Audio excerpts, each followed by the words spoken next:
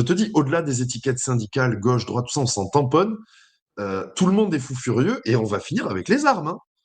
Il faut bien Oui, qu'elle comprenne, Genevard. Je lui ai dit à Genevard il y a un mois, je lui ai dit, Madame Genevard, si vous continuez cette folie, ça va être la guerre. Je lui ai dit, oui. je vous promets que ce sera la guerre. Je lui ai dit, il y aura des morts et vous aurez leur sang sur vos mains. Il y aura forcément une trêve la semaine prochaine pour Noël, parce que même là, pendant les guerres mondiales, il y a une trêve à Noël. Ce que tous les gens qui nous écoutent doivent comprendre, ça, c'est pas un débat, c'est pas.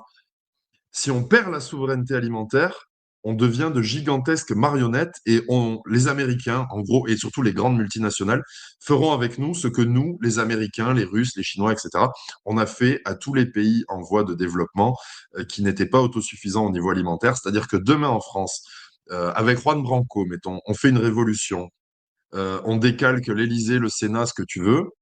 S'il n'y a pas de souveraineté alimentaire, les mecs qui nous nourrissent, ils diront non, non, c'est pas lui qui devient président, c'est lui là-bas.